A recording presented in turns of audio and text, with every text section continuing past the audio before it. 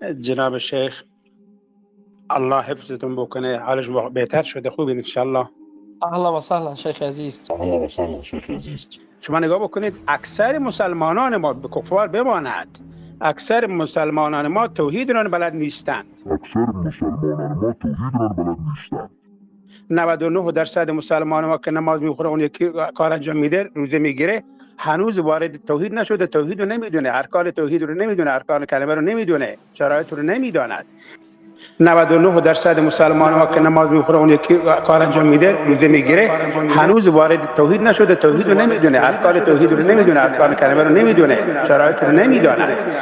99% مسلمان ها که هنوز وارد توحید نشده، توحید رو نمیدونه، ارکان توحید رو نمیدونه، ارکان کلمه رو نمیدونه، شرایط رو نمیداند. دوما من به اینها جناب شیخ بزرگوار عرض کردم که الان بیشتر دوره مکی هست تا دوره مدنی. جزاک الله خیر شیخ العزیز، بارک الله فیکم. این خود به خود یک نوع خود گمراهی و یک گمراهی مطلقاً آشکار است. ما در مرحله قرار داریم که اسلام مطلقاً کامل شده. الیوم اکملت لکم دینکم، امروز دین برای شما ما کامل ساختیم. یعنی ما مرحله قرار داریم، مرحله با است که دین مطلقاً کامل است. قرآن برای ما رسیده، رسول الله صلی الله علیه و آله تمام چیز بیان شده، مطلقاً دین کامل شده. اگر کسی میگه ما در مرحله مکی قرار داریم، یعنی به این معنی که تمام مثلا که احکام مرحله مکی را ما تطبیق میکنیم، یک گمراهی مطلقاً آشکار است. حتی در قبال دعوت، مثلا بگویم مثال ما شما فعلا در پاکستان افغانستان در مرحله مکی قرار نداریم، ما در مرحله قبل ما نمیتونیم جهرا به اسلام دعوت کنیم. این کجا مشکل است؟ مثلا ما خود مرحله مکی حتی یعنی بعضی کسا باز جایی که ما میخواندیم، بعضی کسا در سالهای تقریبا 60 70 سال پیش که به این فکر بودن، بعضی تنظیم‌ها حتی به این حالت رسیدن که بعضی محرمات در اسلام حلال ساختن. چرا؟ به این خاطر در مرحله مکی که بود اینا تماما حلال بود.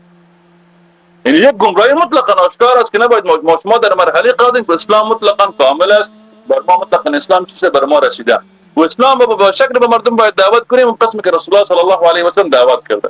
به شکل نباشه که ما در مرحله که میگه مرحله مکی هستیم، یکی میگه ما در مرحله مدنی هستیم، یکی میگه ما در قبل از مکی هستیم، یکی میگه ما قبل از بعد از مدنی هستیم. این به این معنی که اسلام مطلقاً شفاف، اسلام جور کردن مردم تقدیم کردن خود گمراهی مطلقاً آشکار است. ما هم توجیکا برادرای توجیکی انمی جوان ها میگیم که برادر عزیزم دانی ممت انمینو گپش گوش نکنیتون، اینو کتی همکاری هم نکنیتون،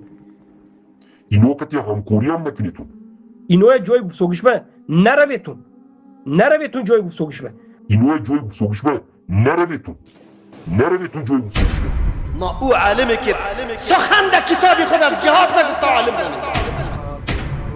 سنام اسلام، ظهور اسلام، شوکت اسلام توسط جهاد. پیامبر ما زندگی خود در جهاد دیر کرده. امروز ما مردم دعوت میدیم به گوشه نشینی ها، به غار نشینی ها، به کنج نشینی ها. کدام دین است؟ الله که رضامندی خود اعلان میکنه از اینمی مجاهدینی